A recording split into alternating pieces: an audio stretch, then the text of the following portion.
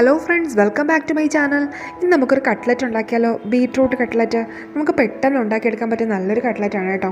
കുറച്ച് ഇൻഗ്രീഡിയൻസ് വെച്ച് ഉണ്ടാക്കാൻ പറ്റുന്ന നല്ലൊരു ഹെൽത്തി റെസിപ്പിയാണ്. ഞാൻ വീഡിയോയിലേക്ക് കിടക്കുന്നതിന് മുമ്പ് നിങ്ങൾ ആദ്യമായിട്ടാണ് എൻ്റെ ചാനൽ കാണുന്നതെങ്കിൽ താഴെയുള്ള ആ സബ്സ്ക്രൈബ് ബട്ടൺ ഒന്ന് അമർത്തി അടുത്തുള്ള ബെല്ലൈക്കണും കൂടെ ഒന്ന് എനേബിൾ ചെയ്തേക്കണം കേട്ടോ. ഇനി നമുക്ക് വീഡിയോയിലേക്ക് കിടക്കാം. നമ്മുടെ കട്ട്ലറ്റ് തയ്യാറാക്കാനായിട്ട് ഞാൻ ഇവിടെ ഒരു ബീട്രൂട്ട് എടുത്തിട്ടുണ്ട്. ഇത് ജസ്റ്റ് ഒന്ന് കഴുകി വെച്ചിരിക്കുകയാണ് കേട്ടോ. ഇനി നമുക്കിതിൻ്റെ തൊലി ഒന്ന് ജസ്റ്റ് ഇങ്ങനെ ഒന്ന് കളഞ്ഞെടുക്കാം. ഇതുപോലെ ഒന്ന് കളഞ്ഞതിന് ശേഷം ജസ്റ്റ് നമുക്കിതൊന്ന് നമ്മുടെ തോരൻ അരിയുന്ന കണക്ക് ഒന്ന് അരിഞ്ഞെടുക്കാനാണ് കേട്ടോ. ഇപ്പം തൊലി ഫുള്ളിവിടെ മാറ്റിയിട്ടുണ്ട്. ഇനി നമുക്കിതൊന്ന് ഗ്രേറ്റ് ചെയ്തെടുക്കാം. ഇപ്പം ഞാൻ ഇവിടെ ഗ്രേറ്റ് ചെയ്ത് വെച്ചിട്ടുണ്ട്. ഇതുപോലെയാണ് കേട്ടോ. ഈ ഒരു സൈസിനാണ് ഞാൻ ഇവിടെ ഗ്രേറ്റ് ചെയ്ത് വെച്ചിട്ടുള്ളത്. ഇനി നമുക്കിതിൻ്റെ മസാല തയ്യാറാക്കാനായിട്ട് ഒരു പാൻ അടുപ്പത്തേക്ക് വെച്ച് അതിലേക്ക് ഒരു 2 ടേബിൾ സ്പൂൺ എണ്ണ ഒഴിച്ചു കൊടുക്കാം. എണ്ണ നിങ്ങളുടെ ചോയ്സാണ്, ഏത് എണ്ണ വേണമെങ്കിലും ഒഴിക്കാം കേട്ടോ. കൂടുതൽ സൺഫ്ലവർ ഓയിലാണ് നല്ലത്. നമ്മൾ ഈ കട്ട്ലറ്റൊക്കെ ഉണ്ടാക്കുമ്പോൾ സൺഫ്ലവർ ഓയിലാണ് നല്ലത് കേട്ടോ. എന്നിട്ട് ഇതിലേക്ക് ചെറുതായിട്ട് അരിഞ്ഞു വെച്ചിരിക്കുന്ന ഉണക്കമുന്തിരി ചേർത്ത് കൊടുക്കാം. ഉണക്കമുന്തിരി ഓപ്ഷണലാണ്, നിങ്ങൾക്ക് വേണമെങ്കിൽ ചേർത്താൽ മതി. വേണമെങ്കിൽ നട്ട്സും കൂടെ ചേർക്കാം കേട്ടോ. എന്നിട്ട് അതിലേക്ക് ഒരു സവാള ചെറുതായിട്ട് അരിഞ്ഞ് ചേർത്ത് കൊടുത്തിട്ടുണ്ട്. ഇനി ജസ്റ്റ് ഇതിലേക്ക് ഒരു 3 പച്ചമുളക് അരിഞ്ഞതും കൂടെ ചേർത്ത് കൊടുക്കാം. എന്നിട്ട് ഇതിലേക്ക് ആവശ്യത്തിന് ഉപ്പും കൂടെ ചേർത്ത് കൊടുക്കണം കേട്ടോ. നിങ്ങൾക്ക് ഇഞ്ചി വെളുത്തുള്ളി ചേർക്കണമെങ്കിൽ ഇതിനകത്ത് ചേർക്കാം കേട്ടോ. ഇഞ്ചി വെളുത്തുള്ളി പേസ്റ്റ് ചേർക്കുമ്പം നല്ലൊരു മണവും നല്ലൊരു രുചിയൊക്കെ കിട്ടുമ്പോഴത്തേക്ക് ഞാൻ ഇവിടെ ചേർക്കുന്നില്ല. ജസ്റ്റ് നിങ്ങൾക്ക് ആവശ്യമുണ്ടെങ്കിൽ ചേർത്തോളൂ കേട്ടോ. ഇനി ജസ്റ്റ് നല്ലതുപോലെ ഒന്ന് ഇളക്കി ഒന്ന് യോജിപ്പിക്കണം. അതിനുശേഷം നമ്മൾ അരിഞ്ഞു വെച്ചിരിക്കുന്ന ആ ബീട്രൂട്ട് ഇതിലേക്ക് ചേർത്ത് കൊടുക്കാം.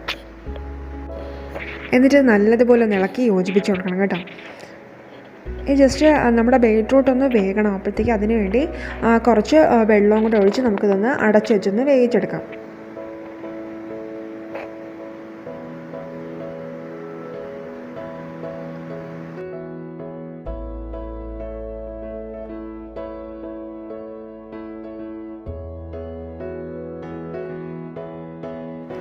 നമ്മൾ ബീട്രൂട്ട് വേവിക്കുമ്പോൾ ഒരുപാട് അങ്ങോട്ട് വേവിക്കരുത് കേട്ടോ. ജസ്റ്റ് ഒരു പകുതി വേഗമാകുമ്പം നമ്മൾ അതിലേക്ക് 1 ടീസ്പൂൺ ഗരം മസാല അല്ലെങ്കിൽ ബീഫ് മസാല ചേർത്ത് കൊടുക്കണം. ഞാൻ ഇവിടെ ബീഫ് മസാലയാണ് കേട്ടോ ചേർത്തിട്ടുള്ളത്. എന്നിട്ട് നല്ലതുപോലെ ഇളക്കി യോജിപ്പിച്ചതിന് ശേഷം അതിലേക്ക് 1 ടീസ്പൂൺ പെപ്പറും കൂടെ ചേർത്ത് കൊടുക്കാം. ഈ കട്ട്ലറ്റിൽ എരിവിന് വേണ്ടി നമ്മൾ ചേർത്തിട്ടുള്ളതെന്ന് പറഞ്ഞാൽ നേരത്തെ ഒരു 3 പച്ചമുളക് ചേർത്തിട്ടുണ്ടായിരുന്നു. പിന്നെ ഇപ്പം ചേർത്ത കുരുമുളകിൻ്റെ ആ ഒരു ടേസ്റ്റും കൂടെ ഉണ്ട് കേട്ടോ. അല്ലാതെ നമ്മൾ ചുമന്ന മുളകൊന്നും ചേർക്കേണ്ട ആവശ്യമില്ല. കട്ട്ലറ്റ് അല്ലേ, അപ്പോഴത്തേക്ക് കൂടുതലും പച്ചമുളകിൻ്റെ ആ ഒരു ഇതാണ് നല്ലത്. എന്നിട്ട് അതിലേക്ക് നമുക്കൊരു 2 ഉരുളക്കിഴങ്ങ് വേവിച്ചതും കൂടെ ചേർത്ത് കൊടുക്കാം. എന്നിട്ട് നല്ലതുപോലെ ഒന്ന് ഉടച്ച് ചേർക്കണം കേട്ടോ ഇതിലേക്ക്.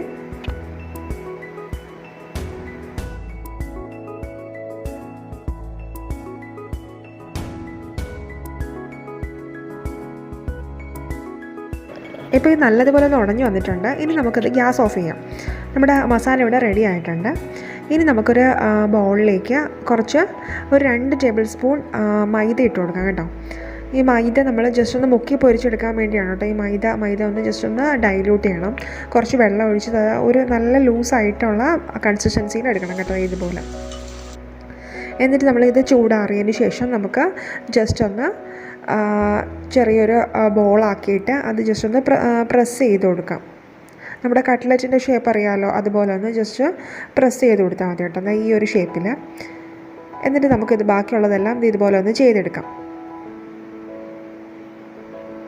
ബാക്കിയുള്ളതെല്ലാം ഞാൻ ഇവിടെ ഇങ്ങനെ ഒന്ന് റെഡിയാക്കി എടുത്തിട്ടുണ്ട് കേട്ടോ. ഇനി നമ്മൾ നേരത്തെ മൈദ സൊല്യൂഷൻ ആക്കിയില്ലായിരുന്നു, ആ മൈദ സൊല്യൂഷനിലേക്ക് ഇതൊന്ന് ഡിപ്പ് ചെയ്യണം കേട്ടോ. ഡിപ്പ് ചെയ്തിട്ട് ജസ്റ്റ് ബ്രെഡ് ചെറുതായിട്ടൊന്ന് പൊടിച്ച് വെച്ചിരിക്കുന്നതിൽ ഒന്ന് ജസ്റ്റ് ഒന്ന് ഇട്ടതിന് ശേഷം നമുക്കിതൊന്ന് ഫ്രൈ ചെയ്തെടുക്കാം. ബ്രെഡ് ഇല്ലെങ്കിൽ റവ എടുത്താലും മതി കേട്ടോ. ഞാൻ ഇവിടെ റവയാണ് എടുത്തിട്ടുള്ളത്. റവയും കുറച്ച് നട്ട്സും കൂടെ പൊടിച്ചിട്ടുള്ളതാണിത്. ഇങ്ങനെ നമുക്ക് ജസ്റ്റ് ഇതെല്ലാം ഇങ്ങനെ ഒന്ന് ഡിപ്പ് ചെയ്ത് മാറ്റി വയ്ക്കാം.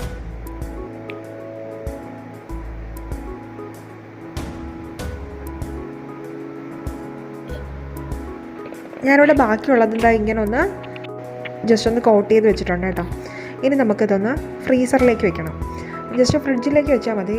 ഒരു 30 മിനിറ്റ് ഒന്ന് ഫ്രിഡ്ജിലേക്ക് വെച്ചിട്ട് വേണം നമ്മളൊന്ന് ഡീഫ്രോസ്റ്റ് ചെയ്തിട്ട് ഒന്ന് ഫ്രൈ ചെയ്തെടുക്കാനായിട്ട്.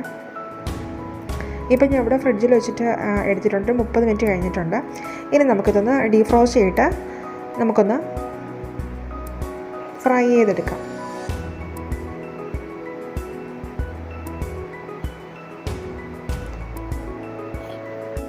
ഫ്രൈ ചെയ്യുമ്പോൾ നല്ല ഡീപ്പായിട്ട് ഫ്രൈ ചെയ്യണം കേട്ടോ.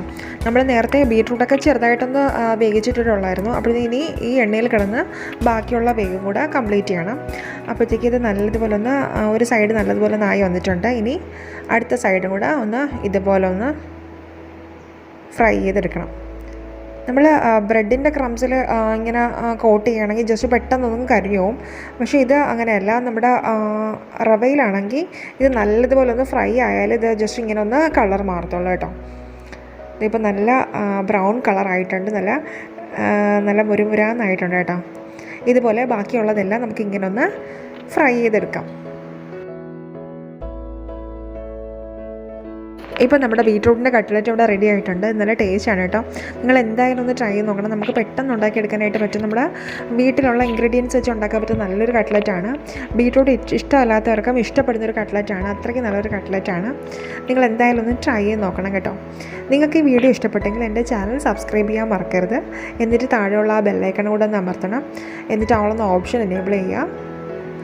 Thank you.